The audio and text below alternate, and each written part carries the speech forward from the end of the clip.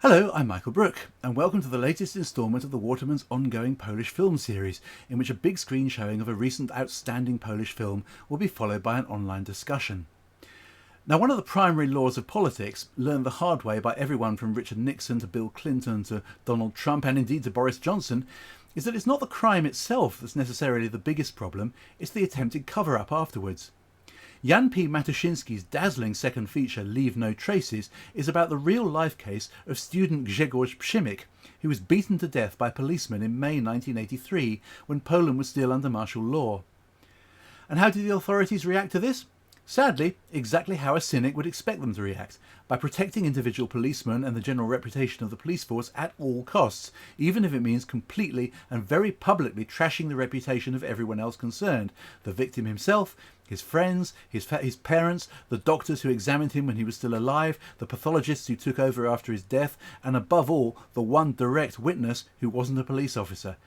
And this cover-up plan was personally authorised by General Jaruzelski, so it went right to the very top. And although it ultimately failed, because the truth finally came out, it took a shamefully long time, and if there's one primary emotion driving this riveting film, it's white-hot anger about how any of this was allowed to happen in the first place. Here's the trailer. Wydaje mi się, że mamy drobny kłopot natury wizerunkowej, związany ze sprawą niejakiego Grzegorza Przemyka. Towarzysze, pozwolę sobie zaznaczyć, że mój resort jest niewinny. Jest świadek. Jerzy Popiel jest jedyną przeszkodą stojącą nam na drodze do uczciwego i rzetelnego wyjaśnienia tej sprawy. Jurek, musisz się ukryć. Operacja Junior, do której zostaliście oddelegowani, ma na celu zniwelowanie tej przeszkody. Zatłukli go na moich orzech i tyle. W korytarzu upadł od razu, oni podnieśli go dalej, go bili.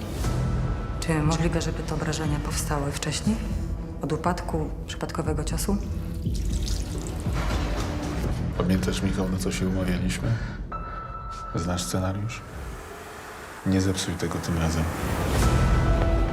Oni próbują mu kręcić sprawie łeb, to jest wszystko kłamstwo. To dzięki wam się ta rodzina zaczęła sypać. To teraz trzeba to dokończyć.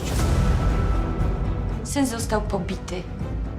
Sprawiedliwość będzie tylko, jeśli przeżyjesz. Nie można się dogadać? Żyć normalnie? Chodzi o to, żebyś kogoś nie skrzywdził tymi swoimi zeznaniami. Głupio, żeście to, towarzysze, rozegrali. Sami żeście tego chłopaka stworzyli. To sami sobie teraz z tym radźcie.